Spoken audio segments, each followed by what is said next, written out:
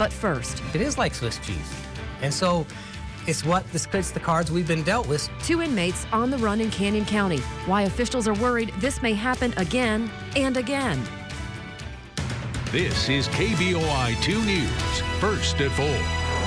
And thanks for joining us on this Monday. I'm Natalie Hurst. Sheriff's deputies are looking for 2 inmates who escaped from the Canyon County Jail. So let's take a close look. This is Jeffrey Duval and Juan Cervantes. Investigators say these 2 escaped from a tent structure at the jail on Saturday. They were last seen running east on Chicago Street. They were in custody on felony probation violations. KBOI 2's Scott Logan explains how they got out and what deputies want changed. He joins us now live in Caldwell. Well, the sheriff says that the 2 inmates escaped through this locked door. A locked door. It's not clear exactly how that happened, but once out through that door, they got out into the open, and as you can see, there's no fence at all around this part of this tent jail. Now, the sheriff laid the blame on nobody in particular, but said responsibility lies with the county's outdated jail system and says it's going to get worse before it gets better.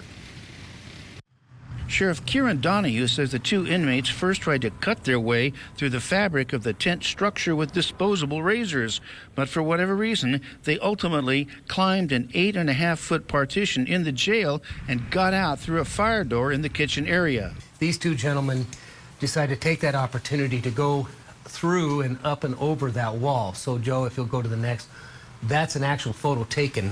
They were climbing that, and one of them lost his shoe or croc that we provide them to wear. It's unclear how the fire door was breached. Now county commissioners and the sheriff are looking at closing the partition with wire mesh and adding more outside fencing. The tent facility was built in 2005 to house work release inmates. Now it holds violent offenders. So this thing's like Swiss cheese? It is like Swiss cheese. And so it's the cards we've been dealt with.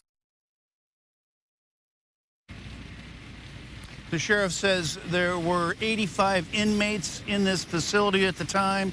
Sheriff's deputies were distracted. He said they were doing their job. They didn't notice anything.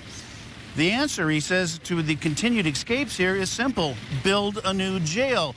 But he says that takes time and that takes money.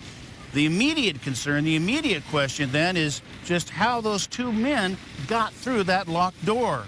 Live in Caldwell, Scott Logan, KBOI 2 News. Now, the last time an inmate escaped from the jail was earlier over summer. Investigators say that Abel Garcia jumped a fence and hopped into a getaway car. He was found the very next day hiding in Emmett.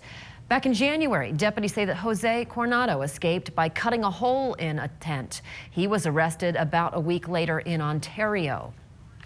Later tonight, Caldwell City Council members will be looking at a permit that could help expand the jail.